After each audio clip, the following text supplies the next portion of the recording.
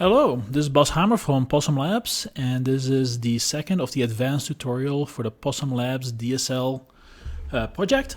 So we're going to be talking about customizing the selector factory. I highly recommend you watch the first tutorial that's dealing with the Xpath provider, because these two things do build on top of each other. And here's the disclaimer. Don't change these things unless you have a good use case for doing so. The more you override some of these behaviors, the more you change things, the harder it might be to maintain things in the future, because you are plugging in pretty deep into the framework at this point, and some of those things may change.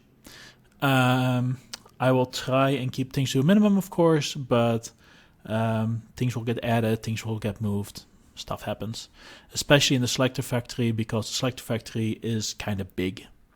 But we're going to talk about some of the reasons why you might still have to change things in here. And by doing that, we're going to look at the example that is part of tutorials.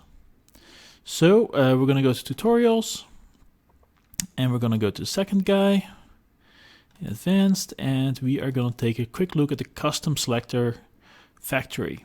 All right. So what do we have going on here? So what we're doing here is we're overriding the custom selector factory, and what's happening in here is we are effectively setting up the prioritized list of selectors it will use for finding elements. So there's two types of selectors in broad categories. There's prefixes, right? This is for the arrow prefix, and selectors. This is for active, settable. These are the ones that we're talking about in here. The way that it works is that when you specify in the arguments of your step that you want like an active selector, then it will use this set of selectors to figure out, okay, what's going on. Now, there's a couple of things to note here.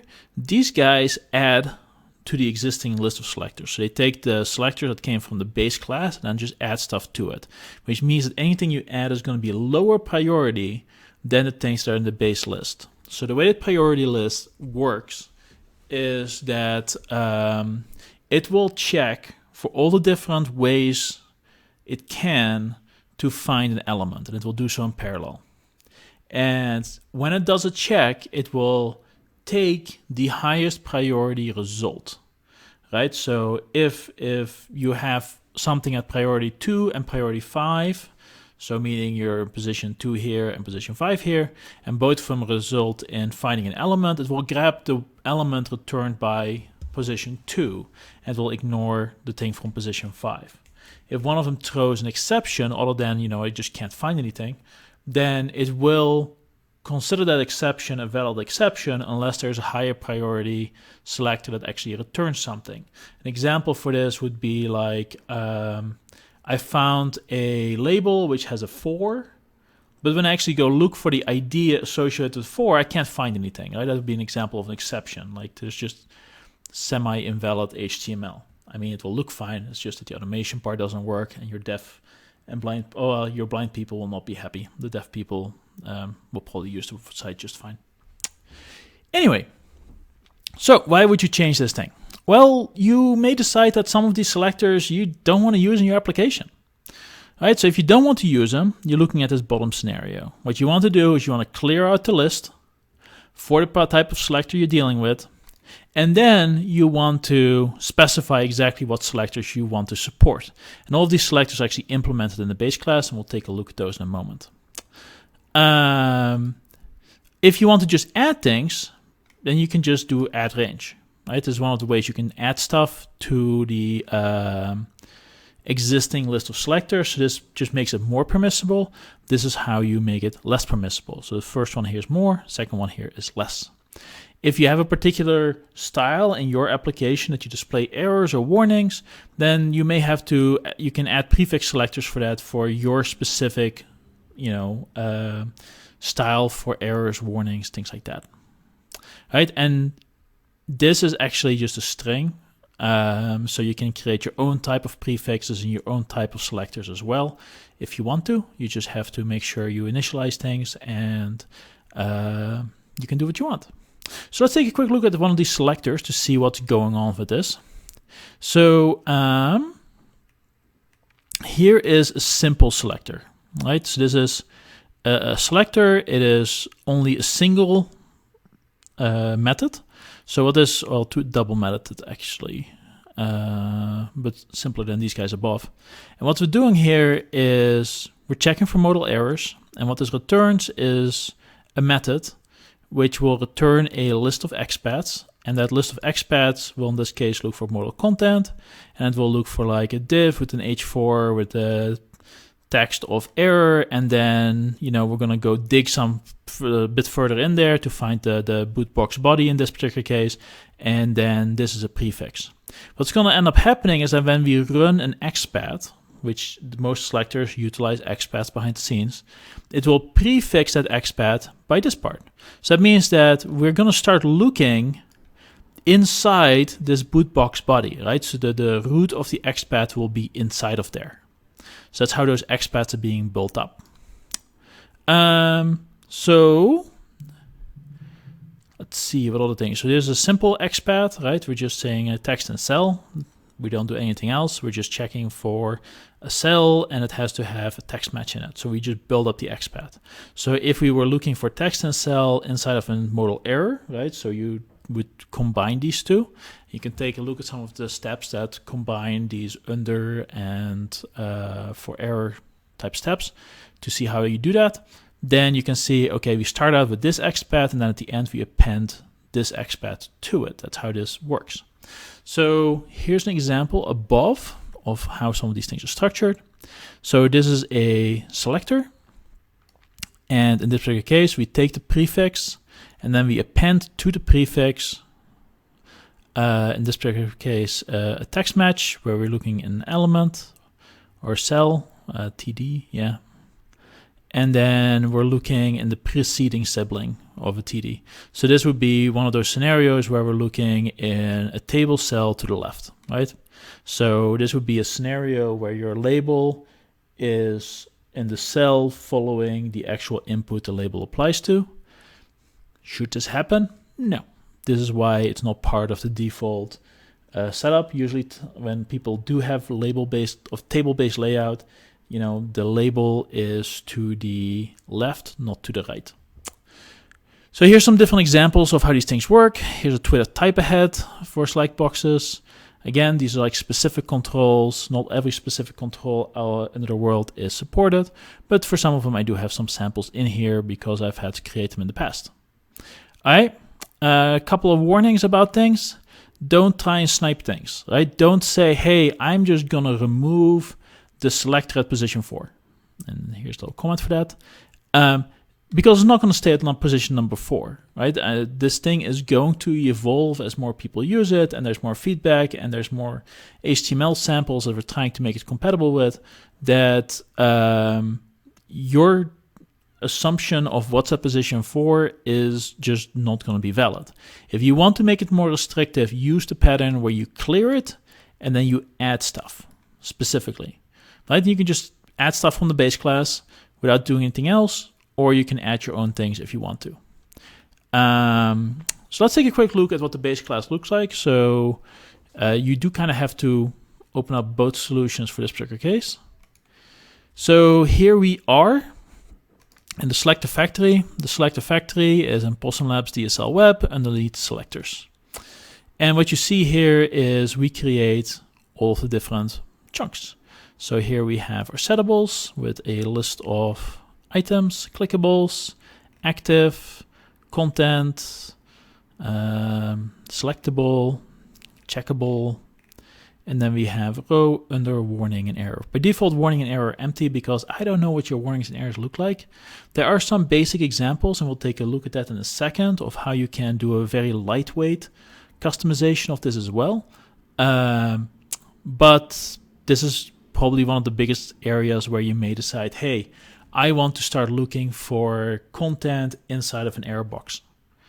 Right? And you want to then have to teach the system how to identify an error box, and then you can create steps that check for content in error boxes.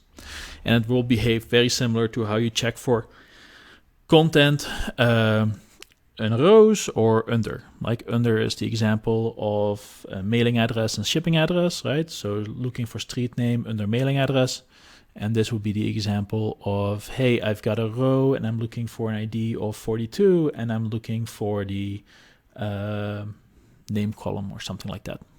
So there you go. So that's that part. And then there's a couple of things to be aware of. All right. First of all, there is this filter method. This filter method is one of the areas I've realized I might need to open it up a bit. And that is to say that when we filter results, we make sure that they are displayed and enabled. Right? If things are not displayed or not enabled, then chances are we don't want to filter these results. Now, there are cases where people use rich text controls, and what ends up happening is that they are no longer displayed, but we do know that they're text areas, right? So this is for rich text areas.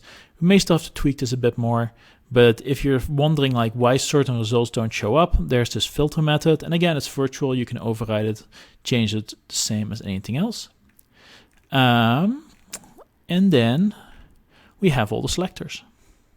Right, so most of the selectors are in the following format. We have something along these lines where we say, hey, we have a label. In this particular case, we do a for. So this is something you can't solve with an Xpath.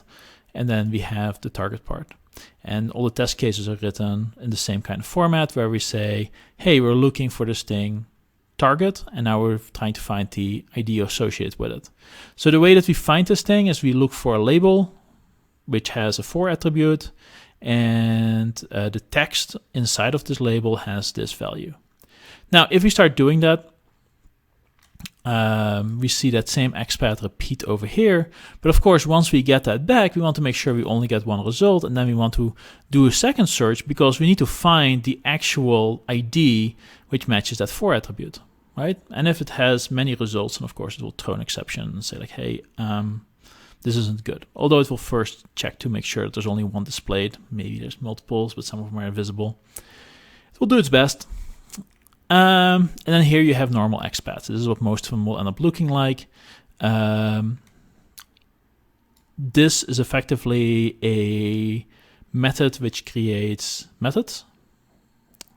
Well, a method which creates methods which creates methods. But that makes it nice and configurable and easy to switch bits and pieces out. And what we end up doing in here is we apply the prefix, right? So this is where the prefix goes. This is to honor things that say like, hey, you should only look underneath this label. You should look in a row. You should only look in an error box or a warning box. That's what the prefix does. And then from the prefix, we go and start digging. And in this particular case, we're also, again, looking for a label, right? Because the pattern we're looking for here is a input nested inside of a label. And we start doing our matching like this. And there's lots of examples in here. So chances are you can find an example that's relatively close to what you want. And then you can expand upon this and add additional Xpaths, or if a particular Xpath is something where you're like, nah, we really don't want to support that, you know, this is getting confused in our application, you can remove it. And some of the Xpaths get more complicated, right? So this is dealing with area labels. Right now you have to link things together, figure out what's going on. And there's also area labeled by, which is even more complicated in what your text ends up looking like. Radio buttons, again, has some additional logic in it as well, because you have to do some searching for the thing that you are looking for. Here's the area labeled by. So again, now you have to do code. So the way the area labeled by works, if you have an input that has this area labeled by, it means that we'll look for the label L1, label L2, and label L3, and the combination of that is effectively the target that you're looking for. Okay, so that's most of what's in here. Now, this does get pretty lengthy. There is a lot of different selectors and prefixes and all sorts of other things in here. So this might get refactored at some point and go into a more of a pluggable architecture. But for right now, this is one of the areas where you can really adjust how the automatic element discovery of the framework works. Again, don't do this unless you need to. If it just works out of the box, leave it alone. You are not going to be happier changing things. You're not really going to make it much faster because it runs everything in parallel. So even though it says like, hey, check 20 Xpaths, unless you're somehow paying for running those 20 Xpaths, just ignore it. It's running 20 Xpaths. Most of it's done in parallel. The browser doesn't care. There's plenty of cheap hardware available these days. All right. So let's take a look at how you can do a lightweight change to this. And here's an example for how we did a lightweight fix for Bootstrap. Right, so Bootstrap has this contains of class of danger and contains a class of warning. That's how we can find warnings and errors in the system, right? And this may not line up to the way that you use those particular text boxes, but you can create an extension method and you can just tie it to the selector factory and just add additional prefix selectors like this. So this is a very lightweight version to do an extension method, but of course you can do the full override as well.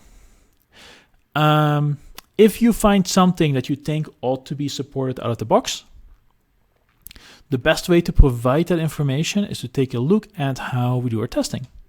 Right, so we have Possum Labs DSL integration tests, dsl.web.integration tests underneath the test folder, and we're going to take a look at the active elements feature. So what you see here are very simple scenarios where we inject some HTML into a browser, and then we enter a value into an element, and then we check that the value of the element is set properly. And here are all the different types of HTML patterns that we're checking for. So if you have a specific pattern that you think ought to be supported out of the box, if you can provide it as an example, like a line of this stuff, would be awesome. It would be much easier for us to support it and expand it and make sure that it becomes a test case so it stays supported in the future. I think that wraps up most of what the selector factory does. So the difference between the Xpath provider and the selector factory is that the Xpath provider changes what the elements are of your HTML, right? It's kind of like your style guide. It says like, hey, you should look in an article tag, for instance, which right now it doesn't because article isn't part of standard HTML, but of course some people do use it. Whereas the selector factory has the rules on how it goes about reading that HTML. So the first thing tells it what to look for, and the second thing is actually the action of reading it and making decisions as to what is the best match for the target you provided and what element matches that the best. Yeah. So this is how this works. If you wonder if this is AI, no, because you understand what it does.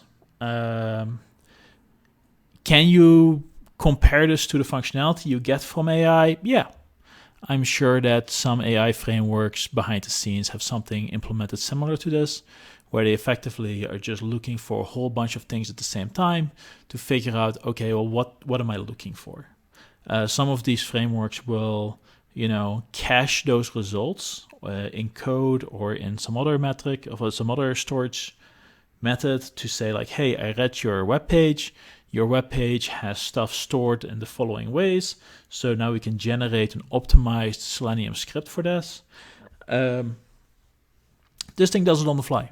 The idea is that you don't have too many test cases in this. This is not great for testing simple things. If you can do it in a unit test, do it in a unit test. But this does create much easier to maintain workflow tests, right? Because it is far more flexible to changes in the HTML because it will look in a whole bunch of different ways. So as your application changes or evolves, then the test will keep running and you don't have to worry about stuff breaking. Whereas if you have a lot of these tests, then of course things will start breaking over time and you have to deal with the maintenance. But yeah, if you have simple changes like, hey, we went from like an input to a text area because we realized it had to be bigger, well, the framework will just jump over that, ignore it, keep running, and your test will keep on passing. Those types of changes are supported because those are the normal evolutions of the application. And when you're testing a workflow, that is not something you want to get hung up on. A unit test might get hung up on it, but a workflow test shouldn't. That's not what its responsibility is. It's supposed to verify that you can complete the workflow. Okay, that was a little bit off topic, but that wraps up most of what you can do with the Selector factory. Again, do not customize these things if you don't have to. Your life will be easier without customizing these things, because these things can change in the future, and that means that when you have to update the package, especially with major updates, you're going to have to possibly make some code changes. And the other thing to remember is don't snipe, right? If anything is going to change in here, it's probably the order of these particular selectors. So don't assume that you can just replace the one at position 4. You don't know which one that's going to be as soon as you update the package. If you do have to control it, clear it and build your own order, and everything will work just fine. If people add additional Xpaths in the future, what's going to end up happening is you just don't support those. But chances are that either you've added those already or your application doesn't need them. Okay, thank you very much for your attention. Please provide any feedback on these tutorials in the comments below. I'd love to hear from you guys. And that wraps up the second of the advanced tutorials. The next one we're going to be talking about is the actual element factory, which is the third part, which involved in the creation and tweaking of how you interact with the elements, and this layer that's in between your tests and Selenium, which is provided by the Possum Labs DSL project. Thanks again.